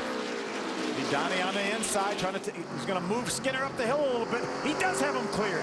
While he moves Skinner up the racetrack, that opens the door for that 60 of Terry Cook. So Terry Cook trying to get by Mike Skinner now. Ooh, Jack Smith slow on the top of the racetrack. Everyone able to get by. Jack Smith trying to keep it up so that we stay green. 31 laps of racing to go. Out in front, David Starr. Right behind him, Todd Bodine. And then the racing getting a little bit heated up here as you see the flames on the front of that 5 of Mike Skinner. Terry Cook has been able to get by him. Look at this hard side-by-side racing. There's Jason White, Rick Crawford, the 14, the 7, Andy Lally, 99, Eric Darnell. Brian Scott just got hit in the back by the 88 of Matt Crafton. Jack Sprague right in front of that. He's in a battle with Benny Gordon right now for the 8th position. Brian Scott goes around. It didn't look like anybody was near him. And Brian Scott turns around on the racetrack. That brings out our 14th caution.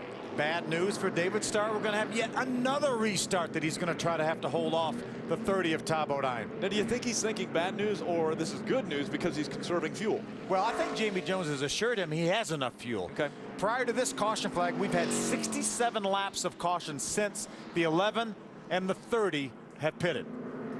Take another look at why Brian Scott got turned. There was a truck behind him there. I think he got a little contact, maybe from the 88 of Matt Crafton. Just a slight bit of contact in the left rear quarter panel. See if you can see it. Yeah, there looked like there was a right of your screen there. There was a little bit of contact right there. Brendan Gaughan just sliding by, as did the 22 That's one of the Scott first times Speed. we've seen any contact at all this race, actually. Yeah, these trucks are so pristine right now. Lucky Dog going to Gary St. Amant. I was talking to Gary before the race, and his first ever Truck Series race was at IRP back in 1995. He said he was battling for second late in the race, coming off turn 2. He got loose, spun, hit a light pole, knocked the lights out at the whole racetrack. Still finished in the 11th position. That was his best career finish of the handful of races that he's run in the Craftsman Truck Series. Ray Dunlap, have you ever knocked the lights out at a racetrack? Well, I won't go there. He's Rick, been there when the lights went out. Yeah, a couple of times. But I will tell you this, Jamie Jones told me they are good to go on fuel on the number 11 up to lap 251 right now. Now, every one of these caution laps is helping him a little bit. He said, I really hope we don't get a green-white checkered here. He said it's going to be very tight, but if we got all the fuel in that we think so, and if our mileage is what we calculated, we're going to make it just fine. So it's calculations and strategy that play into it. Let's see if we can make some contact with David Starr here. All right. Hey, David Starr, Phil Parsons in the speed booth. You got a copy? Yeah, Phil, go ahead, buddy. You guys have had a great strategy. I talked to Jamie before the race, and he felt like you guys could go a long way. You've done a great job keeping that pitnow.com Toyota up front, but that Todd really looks strong on the restarts, doesn't he? Come back, Phil. I didn't hear you. I said that 30 truck behind you really looks strong on the restarts. He's pretty strong on the restarts. Once we can keep it behind us, we can pull him, but he's pretty strong on the restarts, so we're working on ours, trying to get ours better. But our truck's been pretty good today. This Red Horse Toyota Tundra's been pretty awesome. Jamie Jones and all the guys did a heck of a job. Give me a great race truck today, and we're going to do all we can to bring it home victory lane. So we got our work cut out for us because you see who's behind us, so it's going to be a tough race. So hopefully we can get the job done. All right, buddy, you got one to go. Concentrate and get that, bring that thing home. Thanks, Phil. All right, bud, lights are off. 15 of Mark Mitchell came on the pit road.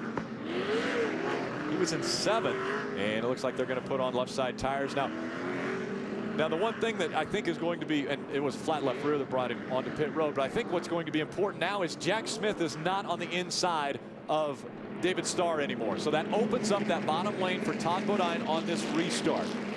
We'll see if Todd Bodine jumps down to the bottom of the racetrack once again. David has left that open to him. Yeah, and he's got to be careful because Donnie Leah jumped around Mike Skinner on that last restart. That seemed like a very good restart for David Starr. He goes a little bit lower on the track, but now has to chase it up the track, and here comes Bodine once again. David able to hold him off there. Look at Donnie Leah on the inside. Remember, I said you got to watch for Donnie Leah. He makes a little contact. He's going for second. Donnie Leah is going to take second away from Todd Bodine as he used a move that he watched Todd Bodine do so many times on David Starr, and now Leah makes it work, and he takes over second. A bold, aggressive move. You see, he started all the way back in the 28th position. What a job by Donnie Leah. Donnie Leah looking to make a name for himself in the NASCAR Craftsman Truck Series right here at Mansfield Motorsports Park. What a great restart he had. Now, if we would have a caution again, I would say that David Starr would really be in jeopardy of losing that lead. Oh, a little contact there between Andy Lally and Matt Crafton. That's Donnie Leah's teammate right there. The 7 of Andy Lally had such a good qualifying effort here. But Donnie Leah right now is having the race of his life. Meanwhile, David Starr has opened up about a 4 truck length lead right now on Donnie Leah. But what David Starr wants right now is no caution flags. No caution. He's probably thinking to himself, all right, please don't make any contact behind me. If he saw this right now, he would not think he would not get the rest of this race in without a caution. Side-by-side racing. Brendan Gaughan on the outside of Andy Lally. The 10 and the 7 race side-by-side, as well as the 99 and the 08. Jason Eric White. Darnell and Jason White. Yeah, Jason White has really done a nice job there. He's running right now in the 13th position. Look at Andy Lally thinking about making it 3 wide underneath Eric Darnell. Not able to do it this time. Eric got a good run off the bottom. A 10, a lot of damage to the front end of that truck. It doesn't look like he's got any tire damage, though. Yeah, he's got a fender rubbing on that tire right now. Eric Darnell was able to get by Jason White. That took over the 13th position, moves Jason back to 14th. Andy Lally drops back a spot as Brendan Gaughan has been able to get by him, so Lally drops back to 16th. Meanwhile, up front, it is still David Starr with about a 7 truck length lead over Donnie Leah. I'm going to tell you, if we have another restart, or if David Starr catches some lap traffic and gets slowed down and gets Donnie Leah anywhere close to him now, Donnie Leah has not had that much success in this series. He's brand new to the series. He had a lot of success last year in the Modified Series. He was our champion in the Whelen Modified Series last year, won 6 races. He is going to be going for this win right here. Very hungry, but so is David Starr. The last time David Starr went to victory lane was back in 2006. It was Martinsville, that short track, where he drove this very chassis, as Ray Dunlap told us earlier. Donnie Leah has closed that gap. It was 7 truck lengths. Now it's down to about 3 truck lengths. Benny Gordon in the 66 had a great run. He's on pit road now. He's out of gas. Yeah, they're topping him off with fuel. Remember, Mike Beam said there would be trucks run out of gas today. That's the first one we've seen run out of fuel. Richie Water also said that everybody was going to run out of gas. Everybody was going to run out of gas. In front of them.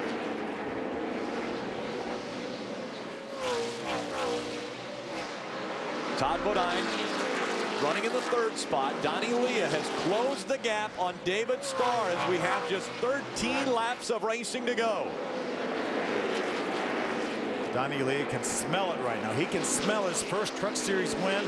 He sees the leader, but now he's got Todd Bodine. He's making a late charge here. He's going to have his hands full. Oh, problems with Brendan Gaughan. Brendan Gaughan turns around. That will bring the caution out one more time. 15th caution of the day. And oh my goodness, is David Starr going to be nervous? And a nightmare for David Starr, that caution flag. Brendan Gaughan turned around. David Starr will have to try to hold off Donnie Leah and Todd Bodine. What could be our final restart of the race. Donnie Leah very strong on the bottom of the racetrack, and that has been where David Starr has been the most vulnerable.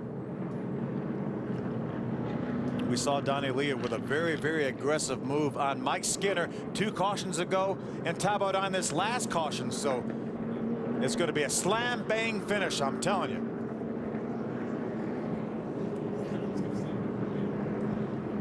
So again, Brendan Gaughan has brought out our most recent caution. Is now we will have 10 laps of racing to go. This is how this caution came out. Brendan get a little sideways and Crafton right up into him. You saw him lock up the left front tire right there, and that didn't allow that truck to turn. He made contact with Brendan, turned Brendan around. Adam Alexander. And after crew chief Brian Barry had come on the radio and instructed Gaughan on what they will do, Brendan came back and said, gosh, dang it, how far had we made it? And then they replied 14, so he's very disappointed. He knew he was making his way through the field quickly, and this will likely snap a string of back-to-back top 6 finishes for this 10 truck. Very discouraging. A lot of damage to that number 10 truck, and Gary St. Amont's going to get another lap back. Yeah, Gary was being shown 2 laps down, I think, and he will get one of those back right now. He was scored in the 30th spot. So Gary St. Amant will get the final Aaron's lucky dog of the race. Now we're inside of 10 laps to go. They don't give out another lucky dog, and we will restart single file for this next restart, which is again a detriment to David Starr. I think if David Starr can hold off Donnie Lee on this restart for a lap or two, then he's going to feel like a lucky dog, I'll guarantee you. Yeah. Jamie Jones, he might need a drink right now. I think he's going for a refreshment. A little water. Only a water. A little water to calm the nerves. He's smiling anyway. That's a good thing. Well, he's done all he can do. Yep. And David Starr's done a great job today. Now, he's been a little vulnerable on this restart, so we've talked about it a lot, and he's got a different guy behind him right now than he's had for the most, recent probably 10 restarts. Right. So he doesn't really know what to expect from Donnie Lee, but I'm sure that his spotter and Jamie has alerted him to the fact that Donnie Lee has been really aggressive on these restarts. Ray Dunlap. Hey, Rick, Nations Rides is a sponsorship on that number 71, and they basically are going to be a website where you can buy used cars. I asked Donnie Lee yesterday if his modified experience helped pay off here. He said you drive them completely differently, but anytime you get track time, it's going to be a big help. Take a deep breath, Phil. Here they come through 3 and 4. David Starr leading the field. Donnie Leah right behind him. Leah's been very strong on the bottom of the racetrack. The green flag back in the air. Starr, Donnie Leah, Todd Bodine, 1, 2, 3. A great restart for David Starr. Let's see if he can hold him off here. That was David Starr's best restart of the race right there. He needed it. As this field now goes from single file to 2 wide back behind them. David Starr trying to hold on for win number 5 of his career. Donnie Lee has to be conscious of the fact that Todd Bodine is right behind him. Any slip by Donnie Lee, it allows Todd Bodine to jump beside him. The battle now is for second as David Starr has put a truck link between him and second place Donnie Leah. Todd Bodine all over the back bumper of Donnie Leah.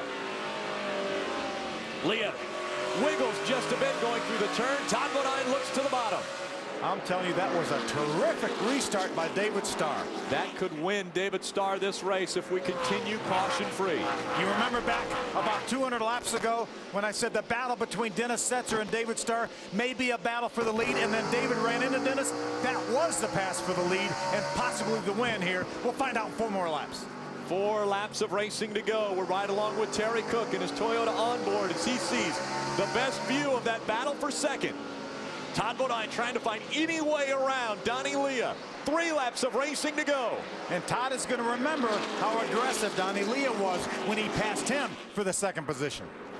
Todd Bodine trying to stay on the back bumper of that number 71 of Donnie Leah. 2 laps of racing remaining. Donnie Leah's closing the gap now on the 11 of David Starr.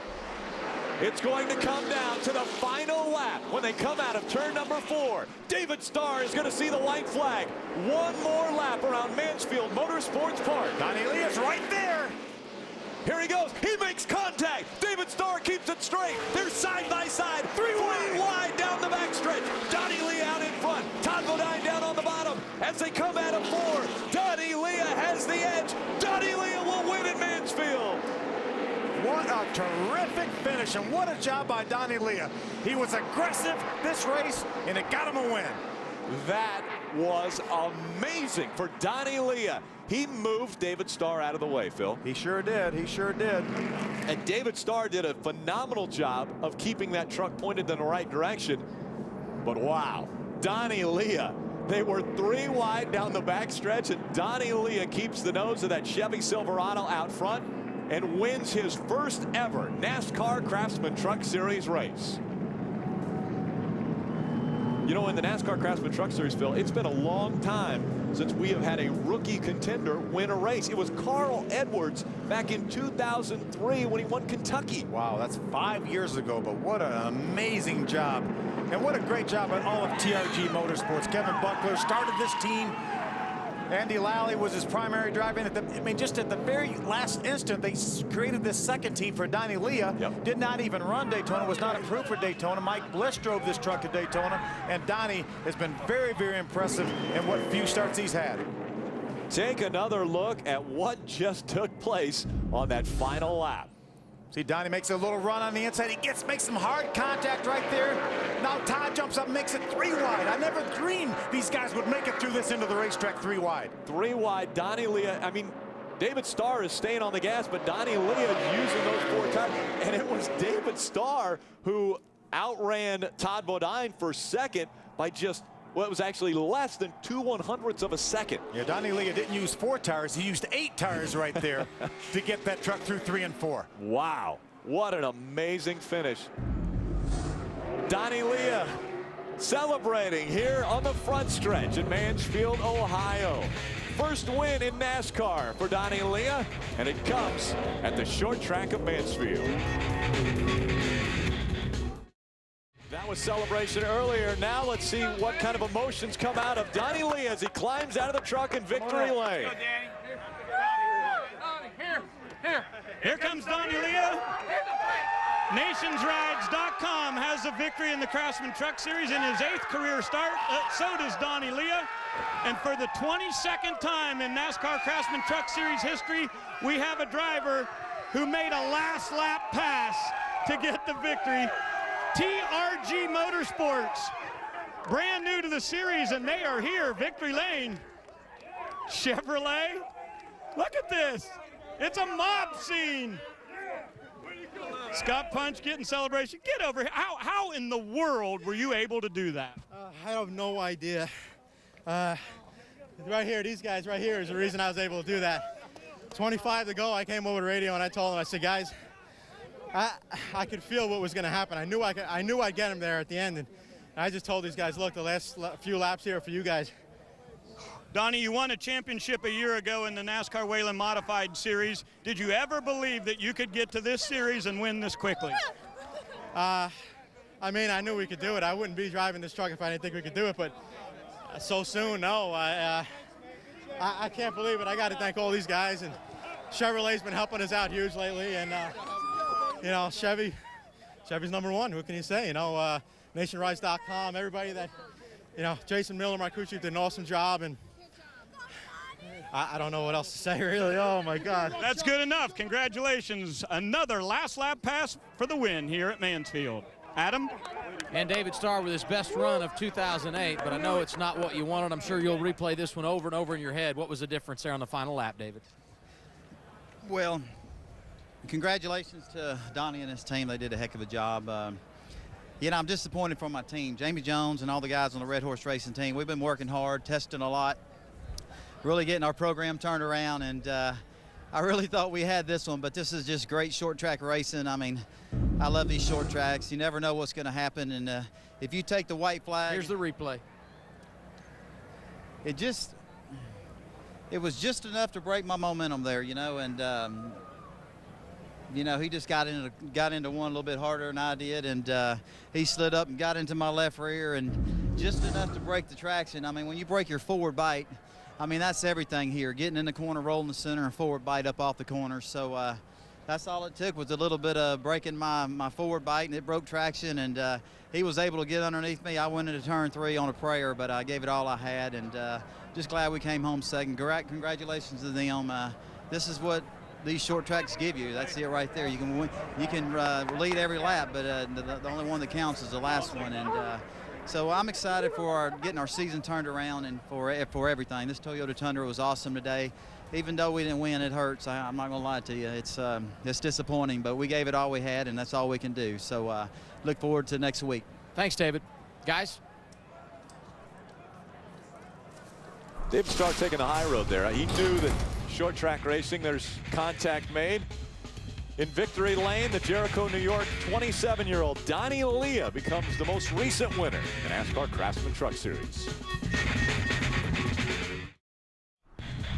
And welcome back to Mansfield. The celebration continuing for Donnie Leah, winning his first ever NASCAR Craftsman Truck Series race, and it comes here at Mansfield Motorsports Park. Let's take another look at how he gets this win. Donnie Leah in the 71 bumps the 11 of David Starr. That gives him enough momentum to get beside him, and it's 3 wide, Phil. Yeah, David Starr said that broke his momentum. He said, I went in, turn 3 on a prayer. Donnie Leah had the position there. They make a little more contact. Donnie Leah is going to take all the space he needed to beat those 2 guys to the start-finish line for the victory. Look at Todd, how the view he had. He's like, okay, those guys are going to wreck. I'm going to come on the bottom and win this race. Well, not so fast. It was a great move by Todd. He gets loose getting in this corner. You could hear actually his tires squealing a little bit entering turn number 3. back in it hard and almost getting David Starr as they cross the start-finish line. Let's go down to Todd Bodine, who's with Adam Alexander. And a great run for Todd Bodine. I thought you might win this thing. Take us through that final lap from your eyes, Todd.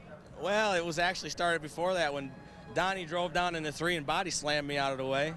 And I knew, you know, he's a hard-nosed short tracker, a modified guy, which is great for him. I'm glad to see him win, but what he did to David was ridiculous. The drive in there, he drove in about 2 truck lengths deeper than normal because he just drove away from me getting in the corner. And I knew what he was going to do because that's the way he drives. And I just didn't get myself prepared in time to get under him. I knew it was coming, but my truck was a little tight through the middle, and I just couldn't get it turned to get under those guys good enough off of 2. So it was a great day for the Lumbered Liquidators truck. We're not complaining. To get spun out in the beginning and come all the way from last to 3rd and have a shot to win, it's a great day, and it's fun to race here at Mansfield. Solid run for Todd Bodine today, and unofficially, he is the new point leader, guys. So Todd Bodine takes over the points lead in the NASCAR Craftsman Truck Series after 7 races. Rick Crawford, second, just 8 ticks behind Todd Bodine. Matt Crafton moves up to 3rd, Johnny Benson 4th, and take a look at where Ron Hornaday fell all the way to 5th. All the way to 5th, and we have 10 trucks right now, 10 drivers within 102 points of the lead. Now, Todd Bodine made it sound like he thought Donnie Leah might have been a little aggressive there at the end. Well, he was very aggressive. When we saw David Starr take the lead by Dennis Sucher spinning out when they made contact. That was a deal where Donnie Leah said, to win this race, I'm going to have to make contact. And that was a choice he made right there. He drove in there, as Todd said, harder in turn number 1. He made that contact, was able to beat him back to the line. But a lot of that short track racing. You know, some people don't want to see people win like that, but that is short track racing. Well, our next race for the NASCAR Craftsman Truck Series, Dover International Speedway. It all begins with the setup show at 8 o'clock. We'll welcome Chris DeVota back there. It's been a very enjoyable Memorial Day weekend in Mansfield, Ohio. Donnie Leah, the 5th different winner at Mansfield for the NASCAR Craftsman Truck Series.